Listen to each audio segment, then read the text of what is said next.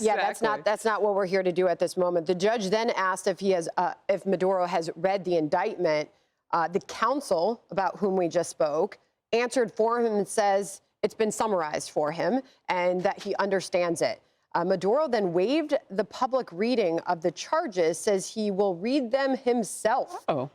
The judge did then read him his rights. He acknowledged his counsel, Mr. Pollack. Then the judge read essentially his Miranda, and then Maduro said he did not know of these rights, but that he is now informed. And then Maduro went on to plead not guilty.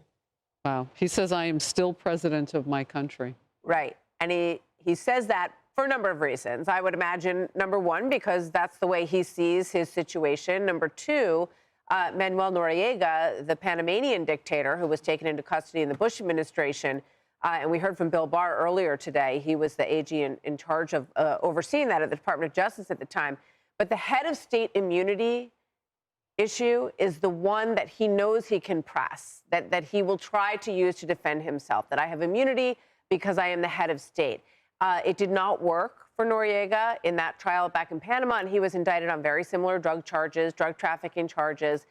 The other thing that I would mention is, just in terms of venue, as Emily pointed out, it could have been anywhere. I think some people would have argued that Florida was a good venue for this particular case. It is in New York. It falls under the U.S. Attorney Jay Clayton and the Southern District of New York in this case, and they have a lot of experience with this, but it is unlikely to go to trial for a very long time. And one of the issues, it will have a very long process, is what I'm hearing from former federal officials. And so he is likely to sit in jail for quite some time. That's a fascinating detail, how long he sits in jail. And that cartel of the Sons, De La Solis, you've got those members, you've got Tren de Aragua, you've got others.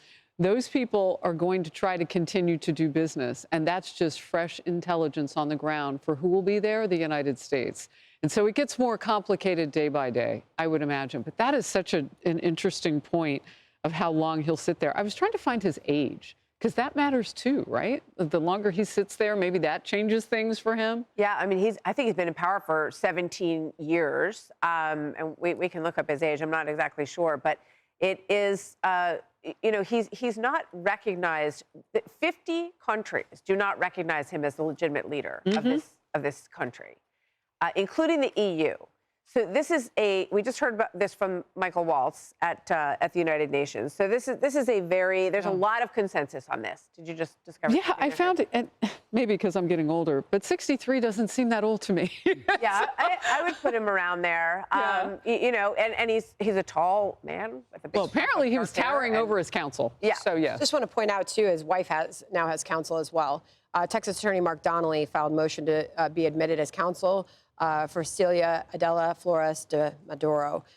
So I believe that there are something is happening with her right now, according to Paul's notes in the room. It appears we are getting a sense of a very defiant Maduro in this courtroom, insisting he has done nothing wrong repeatedly to the point where the judge has had to stop him from talking. Yeah, and he said, well, we could talk about the 4 counts and the fact that you want to, say that you're not guilty to all 4, but we're not doing it today. I want to bring in Carrie Urban. Again, we have a team of people who are watching this for us, legal experts, and we also have Paul Morrow, who is a legal expert as well, former NYPD, and has been inside that courtroom many times. He's at the courthouse. So, Carrie Urban, I want to go to you now about the defiance that we are hearing reported inside the courtroom. And was that anticipated? Does that matter? Yes. Well, the fact that he's wearing a black shirt on top of his orange jumpsuit, that's defiance in a T-shirt, right? It's symbolizing control. It's saying, look, I'm doing what I want to do still, and I'm in charge. But look, his wife, and since we're talking about ages, she's 69, and she is about to be arraigned. She's no shrinking violet. She was the head of Venezuela's Congress, what's Congress for them. She was Attorney General, and there are some serious allegations against her in this indictment, including the fact that she attended a meeting where she accepted hundreds of thousands of dollars in bribes to broker a meeting between a large-scale drug trafficker and, wait for it, the director of Venezuela's National Anti-Drug Office. Yes, they actually have one, apparently. Her nephews were recorded, presumably to DEA sources, and they said that they were, quote, at war with the United States. And that's very helpful language, I think, for the government's case as they bring that, for sure. And those were her nephews. But interestingly, they indicated in this meeting that they were seeking to raise $20 million in drug proceeds to support a campaign by Celia for her re-election campaign for National Assembly when she was running that. So it's quite a family operation that has been using the Venezuelan government as a front for this international drug operation for many years now. So, you know, the most recent video that I remember where we saw anything coming from Maduro was in that moving car where he was saying, you know, come and get me, and, you know, he's not afraid of anything, that sort of thing. I'm paraphrasing. Some of it was salty. But I'm curious to know what's being seen in court today. Is that the individual who was anticipating being taken? They were trying to go into, you know, a locked room. They were trying to get away and hide in their protective room, and they couldn't outrun our U.S. military, he and his wife. Yeah, that's right. And look, this is standard processes of justice that's happening right now. They're being arraigned. They're entering their pleas. We're seeing who's representing them. And his wife, it seems like, is up next. The fact that he wants to read, apparently, the charges himself, I think you just said that out loud. I didn't see that in the notes, but that's quite interesting as well. He is, I think, like Martha was pointing out, you know, he is very much wanting to portray to the world, I am the president of Venezuela, I am in charge, and I'm not going down without a fight. Now, of course, because of the Noriega precedent and this being a very, I think, open and shut law enforcement case with the added benefit of defenses from a national security perspective, I don't really think he has much of a shot. But this is going to take some time, and it'll be interesting to see how it all plays out. So it's interesting from our team, our producing team, and also Paul Morrow in the courthouse. The wife, Celia Flores, is dressed the same as Maduro. She confirms her identity. Her voice is weak or thin. She waives her charges being read to her. Overall, Maduro comes off as defiant. The wife seems defeated and small. That's our team making these observations. And she says that she's pleading not guilty, quote unquote, completely innocent. So we are hearing from her at this point, Carrie. Yes. Well, she's entering her plea. This is part of what you see at an arraignment. But again, she was a power player in Venezuela politics and government. And, you know, in the indictment, the government also alleges that both she and her husband maintained their own personal groups of state-sponsored gangs to facilitate and protect their drug trafficking operations. I mean, this is extensive, powerful stuff here. And she appears to be right there with Maduro all along. In fact, there's some local reporting that I was looking at earlier that has suggested along the way that she may be even more astute than he is, and that she may actually behind the scenes even be more powerful. So while I'm looking at Maduro for sure, because obviously he's the one in charge, I personally am just as interested in his wife and seeing what happens there. Yeah, and look, I want to remind everybody, we are joined today by Trey Gowdy, Jonathan Turley, Donna Rotunno, who we've seen this hour, and Carrie Urban as our legal expert standing by. But I want to bring it to the couch for right now. Inside the courtroom, prosecutor just stated that the defendants have the right to request consular consultation. That is to consult with the Venezuelan consultation. Judge reads this to the two defendants, and then they both stand and say, yes, they want that. This will be scheduled. Emily. Yes, and interestingly, after that, so the judge also reminds everyone about the Brady obligations, sort of interrupting the prosecutor to state so, which effectively means that the prosecution has to present all evidence, give all evidence to the respective defendants' attorneys. And they say, of course, I will comply. Of course, we will do this. I note, too, just to take a step back, that the judge opened the proceeding by making a broader statement about how he will ensure a fair trial.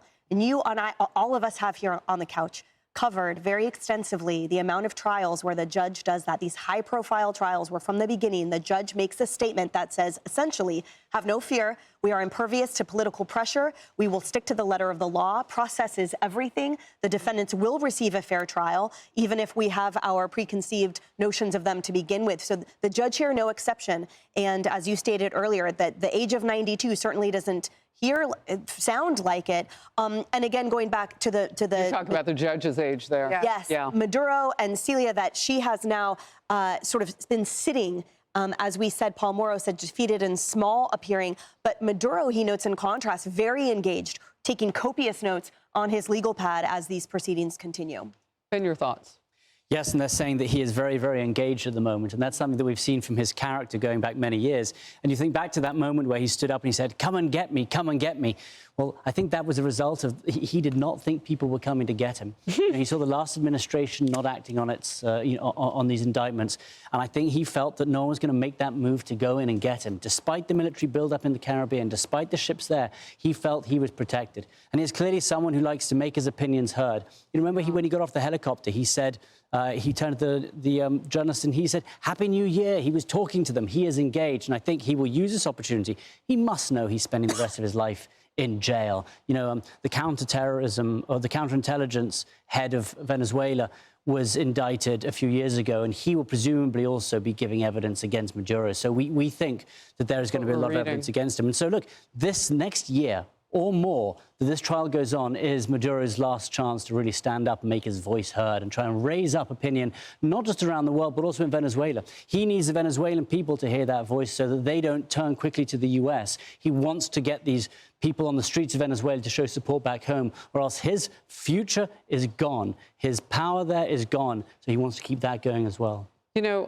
it's probably not the right day to get into China in all of this. I started a little bit of this conversation last hour because I'm so fascinated by the tight knitting between Iran, China, Russia, and Venezuela through its oil. And on a day when I think we can really dig into it. But I just want to get some top-line thoughts on that. Well, very briefly, there are so many elements to this story. Of course, there's the justice we're seeing now, but there is oil as well. And look, many people say, oh, you talk about the oil, it's a negative word. No, it's a very real word. And then the other impact is geopolitical. Look at the powers that had influence in Venezuela. Russia, China, Iran, Hezbollah.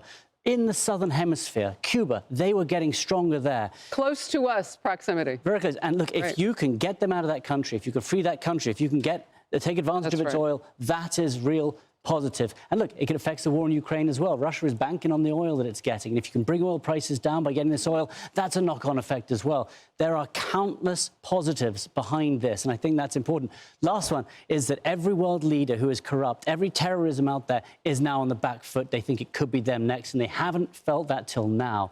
They could be next. And Sandra, I know with these oil ghost ships and their routes that we didn't know about and ships with no flags and all of that, this will come out, some of those routes and Venezuela's role in that, but it does attack the cost for Russia. And what is President Trump trying to do right now?